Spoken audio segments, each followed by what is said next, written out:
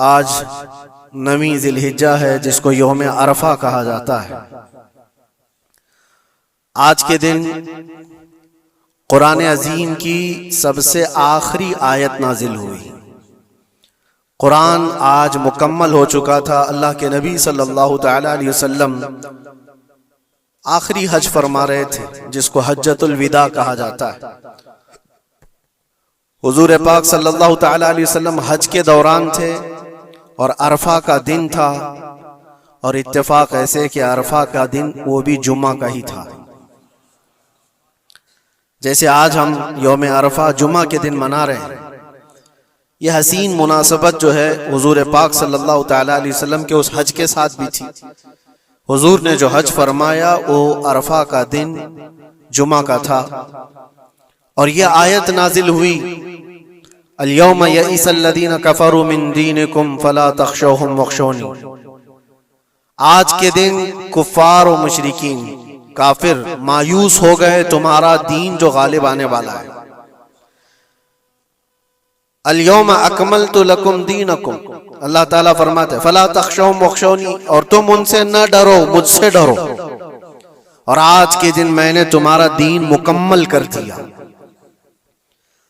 व रज़ीतु लकुमुल इस्लाम दीना, और तुम्हें इस्लाम देकर मैं राजी हुआ। इस तरह की बात किसी भी दीनी किताब में पहले की नहीं आई।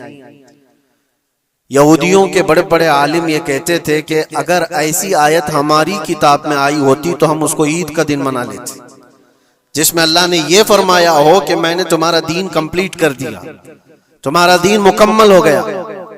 इसमें कोई चीज बाकी नहीं रही इस दीन के अंदर कि कोई और नबी आएगा और उसको कंप्लीट करेगा।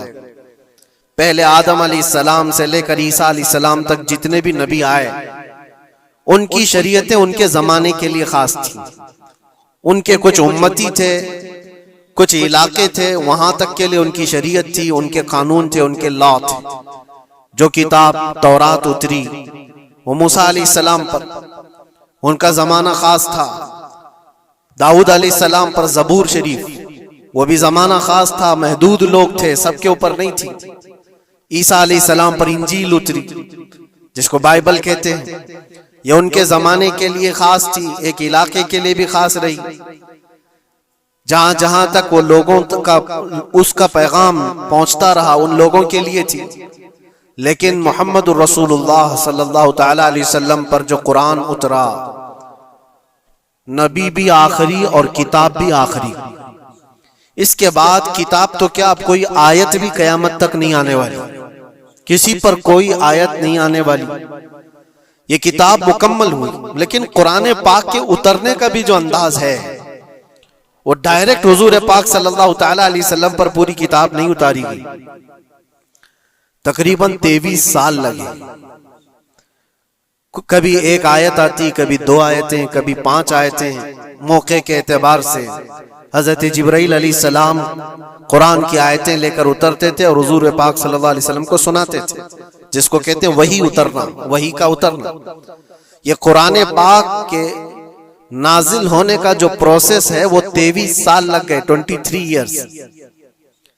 और 23 साल के बाद कुरान कंप्लीट हुआ। जब हुजूर पाक सल्लल्लाहु अलैहि वसल्लम की उम्र मुबारका 40 साल की थी, उस वक्त कुरान उतरना शुरू हुआ। जब आपकी उम्र मुबारका 63 साल की हुई तो कुरान कंप्लीट हुआ। और कंप्लीट किस दिन हुआ? यौम अरफा जुमा के दिन, जो आज का दिन था। कुरान मुकम्मल हो गया। और आखिरी आयत ये नाजिल हुई। आखिरी आयत ये थी कि अल्लाह फरमाता है, आज के दिन मैंने तुम्हारा दीन मुकम्मल कर दिया और अपनी नियामतें तमाम कर दी और तुम्हें इस्लाम देकर राजी हुआ। एक बड़ी अजीब बात मैं आपको बताऊं, ये अरफा का दिन जो रसूल पाक सल्लल्लाहु अलैहि वसल्लम के हज का था, रिवायत में तकरीबन 1,20,000 के करीब सहाबा हुजूर के साथ हज कर रहे थे। एक बहुत बड़ा मजमा, उस जमाने में 1,20,000 लोगों का जमा होना। हुजूर पाक सल्लल्लाहु तआला अलैहि वसल्लम के साथ हर जगह, हर इलाके के लोग शामिल हुए और सहाबा वहां पर मौजूद थे। और हुजूर ने एक दस्तूर अता किया, एक कानून अता किया, जो आपका आखिरी खुतबा है, वो पूरी दुनिया के लिए मिसाल राह है। हुजूर ने जो अपना आखिरी खुतबा दिया था हज्जतुल विदा का, जिसमें जिंदगी गुजारने के ऐसे उसूल जो इससे पहले किसी ने दिए नहीं थे, वो सब के लिए फिट बैठते हैं आज भी। हुजूर ने फरमाया था औरतों के हुकूक पर, बच्चों के हुकूक पर, बूढ़ों के साथ मामलात पर, गुलामों के साथ सुलूक पर, सूद की हुर्मत पर, बहुत सारी ये तमाम चीजों का मजमुआ एक खुतबा था हुजूर का आखिरी खुतबा। जब हुजूर ने ये खुतबा दिया और सारी बातें बयान की तो सहाबा तो खुश थे इस आयत के उतरने के बाद कि कंप्लीट हो गया कुरान, हमारा दीन मुकम्मल हो गया आज। ऐसा नहीं कि अभी और कोई हुक्म आने वाला है, जो आना था हो गया। तो सहाबा खुश थे, लेकिन हजरत अबू बकर सिद्दीक रज़ियल्लाहु ताला अन्हु रो रहे थे। एक किनारे पर आप जाकर के रो रहे थे। सहाबा ने आपसे पूछा कि आज तो हमारा दीन कंप्लीट हुआ, मुकम्मल हुआ और कुरान मुकम्मल हुआ है, तो आपको रोने की वजह क्या है, क्या जरूरत है? आपने फरमाया दीन तो मुकम्मल हुआ, कुरान भी कंप्लीट हुआ, लेकिन इसके बैकग्राउंड में तुम ये क्यों नहीं सोचते कि अब हुजूर पाक की जिंदगी का भी जो मकसद था वो मुकम्मल हो गया, अब हुजूर हमारे साथ नहीं रहेंगे। शायद हुजूर पाक सल्लल्लाहु ताला अलैहि वसल्लम इसके बाद ज्यादा हमारे दरमियान ना रहे, क्योंकि वो अल्लाह के रसूल थे। रसूल अपना पैगाम पहुंचाने के बाद फिर अपने रब के पास चला जाता है। ये बहुत गहरी सोच थी सिद्दीक अकबर रज़ियल्लाहु ताला अन्हु की। और हुआ भी ये कि इस हज के बाद हुजूर सल्लल्लाहु ताला अलैहि वसल्लम वापस मदीना तशरीफ ले गए और सिर्फ 2 महीने के बाद हुजूर पाक का विसाल हुआ। अपने हज के बाद नबी पाक सल्लल्लाहु ताला अलैहि वसल्लम 2 महीने तक मदीने में रहे, उसके बाद आप रहलत फरमा गए।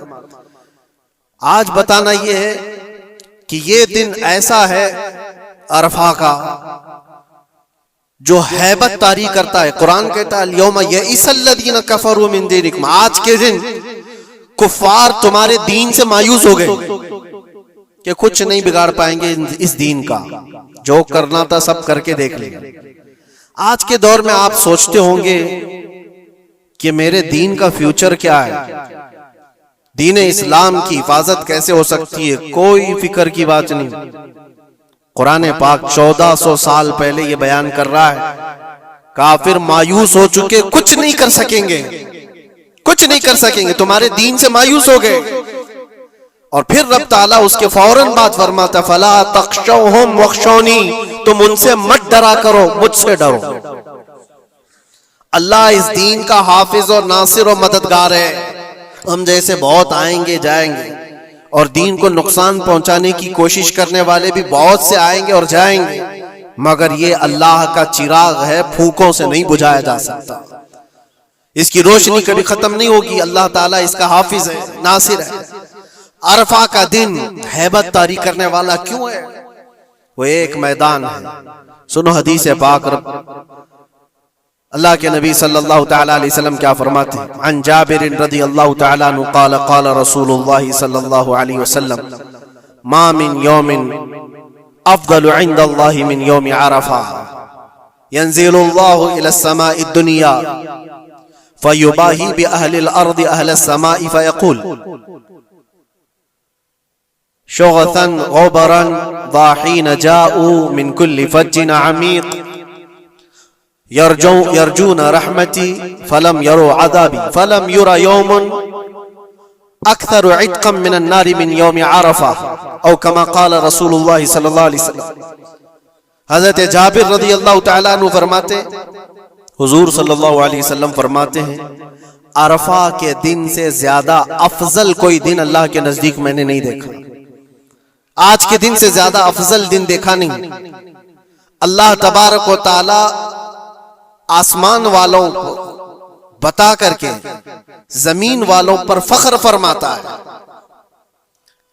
ये जमीन वाले कौन है? हम लोग। जमीन वालों को दिखाकर अल्लाह तबारक व तआला फख्र फरमाता है मलाइका के सामने, और यूं इरशाद फरमाता है, ये देखो बिखरे बालों से परागंदा चेहरे के साथ थकान में चूर, सूरज की तमाजत और चिलचिलाती धूप को सहते हुए मेरे दरबार में खड़े हैं। ऐ मलाइका, ये चाहते क्या है? देखो ये सब के सब पुकार रहे हैं, लब्बैक अल्लाहुम्मा लब्बैक, ऐ अल्लाह मैं हाजिर हूं, ऐ अल्लाह मैं हाजिर हूं। रब ताला फख्र करते हुए इरशाद फरमाता है, वो मेरी रहमत की उम्मीद में आए हुए और वो मेरा अजाब नहीं देख रहे, लेकिन ऐ मलाइका, मैंने उनकी इस हाजिरी को कबूल किया और उनको ऐसा पाक कर दिया जैसे वह आज ही अपने माँ के पेट से पैदा हुआ। और हुजूर फरमाते फलम युरा यौमन अक्सर इत्कम मिनन नारी यौमिन यौम अरफा, आज के दिन से ज्यादा जहन्नम से आजाद होने वाला दिन मैंने देखा नहीं। हुजूर फरमाते आज से ज्यादा। और एक बात हो सकता है आपके भी जहन में ये बात हो, ये अरफा का मैदान मक्का मुकर्रमा में पहले हजारों की तादाद में लोग होते थे, अब लाखों की तादाद में, लाखों की तादाद में लोग वहां पर मौजूद हैं और सबकी बख्शिश का ऐलान हो रहा है। ये पूरे दुनिया वाले जो हम लोग दूर हैं, जो जा ना सके, इनका क्या है? एक सहाबी रसूल ने हुजूर सल्लल्लाहु अलैहि वसल्लम से सवाल करी कि अल्लाह के नबी ये बताएं, ये जो आपने फजीलत बयान की है, क्या अरफा के दिन जिसके सीने में राई के दाने के बराबर ईमान हो और वह अल्लाह से बख्शिश तलब करे तो अल्लाह उसको माफ करता है, अल्लाह ताला उसकी बख्शिश फरमा ही देता है। ये जो फजीलत आपने बयान फरमाई अरफात के मैदान में मौजूद सारे लोगों के लिए है या फिर दुनिया भर में मौजूद मुसलमानों के लिए? उस सहाबी रसूल ने ये सवाल हमारे जानिब से कर लिया होगा। अल्लाह के नबी सल्लल्लाहु अलैहि वसल्लम ने फरमाया, नहीं, दुनिया के किसी कोने में मुसलमान हो, अगर वो रब ताला से आज के दिन मगफिरत तलब करे तो अल्लाह ताला उसको हाजियों के साथ ही बख्शिश फरमा देता है। हाजियों के साथ जो अरफा के दिन वहां पर होंगे, अल्लाह तबारक व तआला इनकी भी बख्शिश फरमा देता है। आज के दिन की फजीलत है मेरे अजीज, कई हदीसें मौजूद हैं। हुजूर पाक सल्लल्लाहु तआला अलैहि वसल्लम से एक सहाबी ने पूछा, या रसूल अल्लाह सल्लल्लाहु अलैहि वसल्लम, अरफा के दिन के मुतालिक कुछ फरमाएं। तो आपने फरमाया, युकफ्फिरुस सनतल्लती क़ब्लहा व मा बअदहा, ये आज का दिन जो मौजूद है, फरमाते हैं आज से पहले वाला एक साल और आने वाला बाद का एक साल, ये सारे गुनाहों के कफारे का एक दिन होता है। एक दिन, ये सारे पिछले एक साल, अगले एक साल, लेकिन ये सब चीजों में शर्त है उसका ईमान, उसका यकीन, अल्लाह की जात पर उसका ईमान और यकीन कैसा है, अल्लाह ताला उसके साथ वैसा ही सुलूक फरमाता है। लोग इसको हल्के में लें तो फिर वो हल्के में ही रह जाता है, और अगर इसकी अजमत उसके दिल पर है तो यकीनन वो अजमत किया भी जाता है। आज के दिन के सिलसिले में ये बात मैं अर्ज करना चाहूंगा कि मैं हमारे दीन इस्लाम से ज्यादा कामिल या इससे ज्यादा गालिब कोई दीन हो ही नहीं सकता। इसको अल्लाह तबारक व तआला ने ऐसा कामिल फरमाया, माँ के पेट से लेकर के कब्र में जाने तक इंसान के हर मसले का हल दीन इस्लाम में बयान किया गया है। कुरान पाक अल्लाह ताला फरमाता है कि हमने हर चीज का बयान इसमें वाज़ेह तौर पर कर दिया है। वला रत्बिन वला याबिसिन इल्ला फी किताबिन मुबीन, कोई खुश्क चीज या कोई तर चीज ऐसी छोट है ही नहीं जो कुरान में बयान ना की गई हो। हर चीज रब तबारक व तआला ने वजाहत के साथ बयान फरमाया। और रब तआला ने यह भी फरमाया कि हमने ए महबूब हर चीज का वाज़ेह बयान आप पर उतारा है। सारी चीजें जो कंप्लीट है हमारे दीन के अंदर, लोगों को ऐसा लगता है कि दीन इसमें कच्चा है उसमें कच्चा है, जो गैर मुस्लिमों की तरफ से एतराजात है। मैं चैलेंज के साथ कहता हूं, मैं एक छोटा सा कुरान का तालिब इल्म, मैं एक छोटा सा खादिम, लेकिन आज के जमाने में जिसको कुरान पाक के इनकम्प्लीट होने पर या फिर दीन इस्लाम में किसी शोशे के बाकी रहने पर सवाल हो, वो हमसे बात कर सकता है। इंशाअल्लाह लज़ी शाफी व वाफी जवाब दिया जा सकता है रब ताला के फजल से, इसलिए कि हमें पता है हमारा इल्म कम हो सकता है लेकिन रब का वादा और रब का फरमान गलत नहीं हो सकता। रब ने जो फरमाया इस दीन को कंप्लीट कर दिया गया तो दीन मुकम्मल है, दीन मुकम्मल है। किसके हुकूक पर बात नहीं किया इस्लाम ने, किसके हुकूक पर? दुनिया आज अपना अपना दीन, अपना अपना रिलीजन लेकर बैठती है। मैं बताऊं, इस्लाम पर एतराज करने से पहले जरा हुकूक निस्वा, विमेन राइट्स के बारे में बात करो। बहुत सारी तंजीमें बात करती हैं आज औरतों के हुकूक के बारे में, लेकिन वो अपने गरेबान में कभी झांकते नहीं। ये वो दुनिया है जहां औरतों के साथ सलूक क्या था पता है?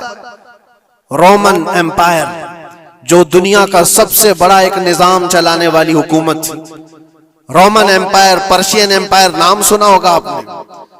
और यूनानी हुकूमतें थी।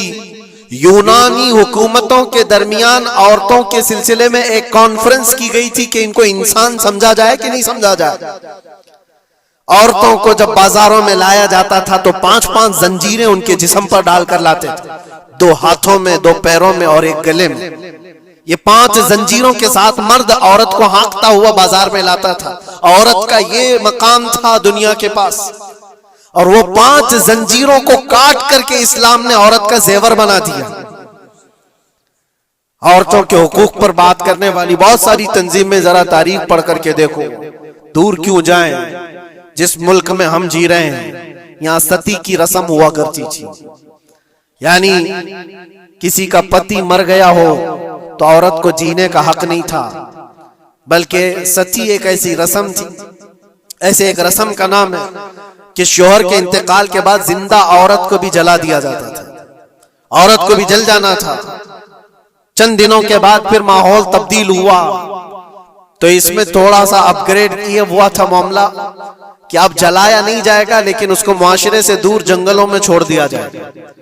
औरत जिंदा तो रहेगी लेकिन मुआशरे में नहीं रहेगी। बेवा औरत के लिए मामला थे।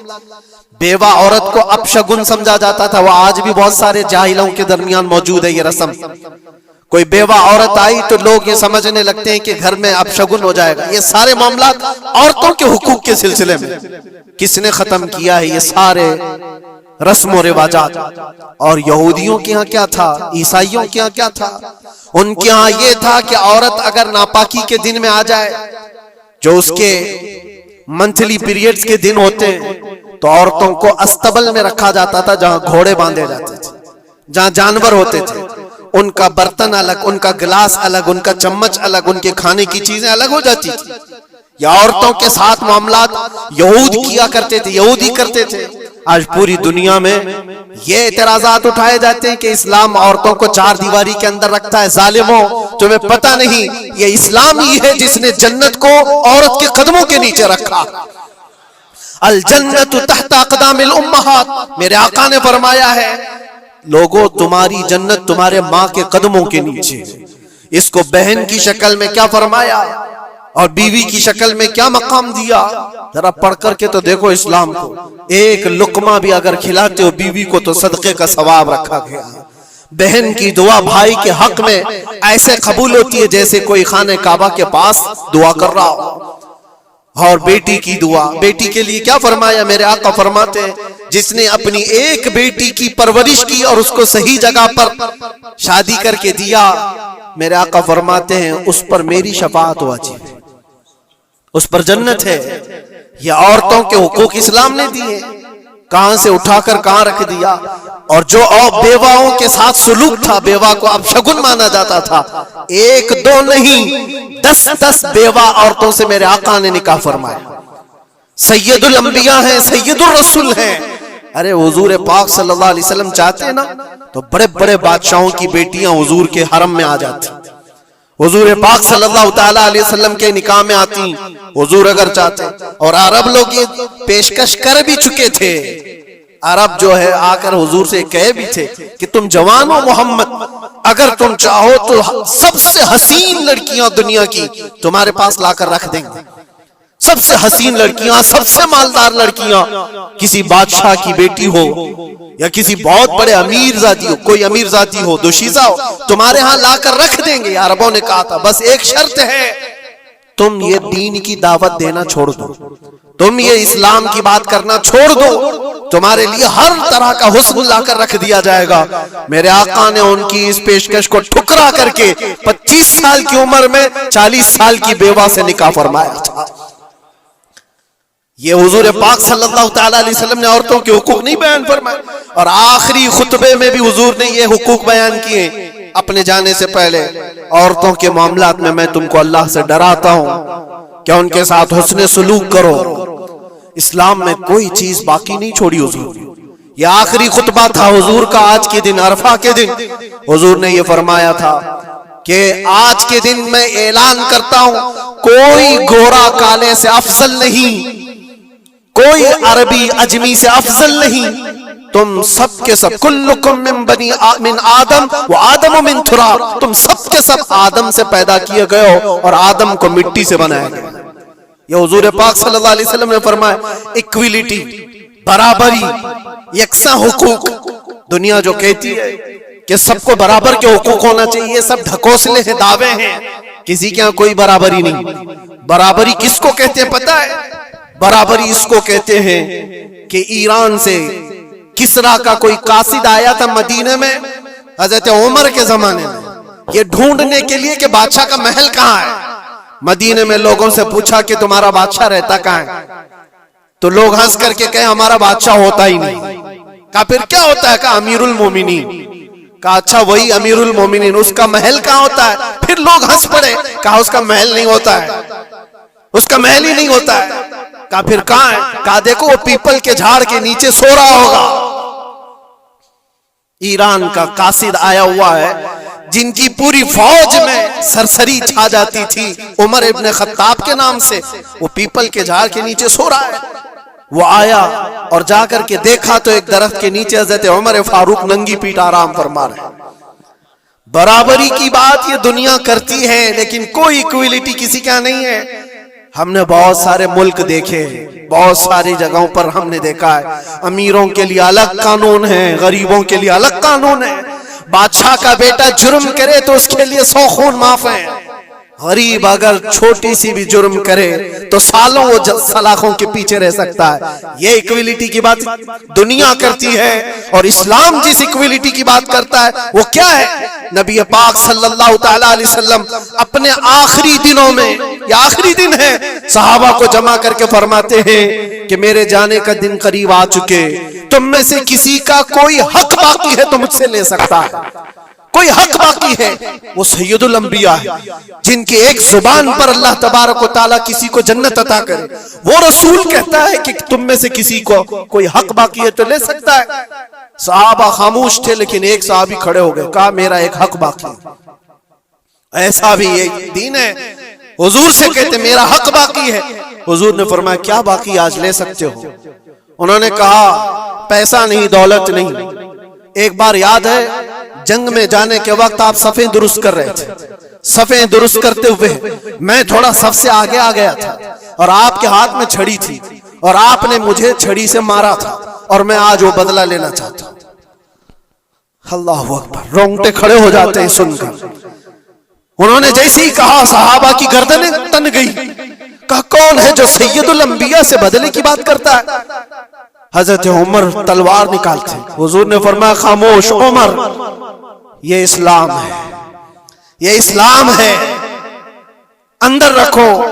और साहबी से कहा इजाजत है, तुम बदला ले सकते हो। हुजूर पाक सल्लल्लाहु तआला अलैहि वसल्लम खड़े हो गए। वो साहबी आगे आए और कहा कि मैं बदला इस सूरज में लूंगा कि जिस वक्त आपने मुझे मारा था उस वक्त मेरे बदन पर कोई कपड़ा नहीं था, मैं सिर्फ लुंगी पहना हुआ था, तहबंद थी, ऊपर का जिस्म मेरा खुला हुआ था, मेरे जिस्म पर कोई लिबास नहीं था, ऊपर सिर्फ तहबंद पहना हुआ था। मैं चाहता हूं कि आप भी सिर्फ तहबंद पर हो, आपका जुब्बा निकाल दीजिए आप। हुजूर पाक सल्लल्लाहु अलैहि वसल्लम ने कोई ताखीर नहीं फरमाई, फौरन अपना जुब्बा उतार दिया। सहाबा देख करके हैरत ज़दा थे, सबके जिस्मों पर कपकपी थी, ये कौन बंदा है महबूबे खुदा की बारगाह में इस तरह की बात करता है। अल्लाह तबारक व तआला जिसके लिए हुक्म फरमाए, जिब्राइल जिसके कदमों का बोसा ले, आज वो सैयदुल अंबिया के सामने बदले की बात कर रहे। सब हैरत ज़दा थे, लेकिन फरमान था मुस्तफा का, किसी ने कुछ नहीं कहा। हुजूर ने जुब्बा उठा दिया। वो सहाबी बढ़ कर के आए, पीछे की तरफ आए और हुजूर पाक के दो कंधों के बीच में जो मोहरे नबूवत थी उसको चूम करके बोसे लेने लगे और कहा फुस्तु बिरब्बिल काबा, रब्बे काबा की कसम मैं अपनी मुराद को पहुंच गया। कहा बस ये बदला लेना था कि हुजूर पाक सल्लल्लाहु अलैहि वसल्लम के दोनों कंधों के बीच में मोहर नबूवत थी जो सूरज से ज्यादा चमकती थी। वो सहाबी कहते हैं महीनों से सालों से मुझे इसका इंतजार था कि एक बार मोहर नबूवत देख लो। मैंने ये रास्ता इख्तियार किया सिर्फ मोहर नबूवत को चूमने की। वाकया तो अपनी जगह पर, लेकिन हुजूर सैयदुल अंबिया ने अपने आप को जो पेश फरमाया, बताओ कोई इससे ज्यादा इक्वलिटी की बात कर सकता है? कोई आए जवाब देने के लिए जनता के सामने तो पता चले वो सिर्फ दीन इस्लाम है। आज के दिन हुजूर का ये खुतबा भी था। हुजूर ने फरमाया जाहिलियत की जितनी रस्में थी आज मैं उनको पैरों से रौन देता हूं। हुजूर ने फरमाया सबको मैंने रौन दिया और जितने भी सूद के मामलात थे मैंने सबको खत्म कर दिया। सूद को हुजूर ने हराम फरमाया। मुसलमानों, इस बुरी बला में कभी ना पड़ना, इसलिए कि मैंने अपने मुताले में देखा इससे ज्यादा हिलाकत वाली चीज किसी के बारे में मैंने नहीं सुना। सूद का एक लुकमा खाने पर जितनी वईद आई है, जितनी खतरनाक वईद आई है, इससे ज्यादा मैंने नहीं देखा।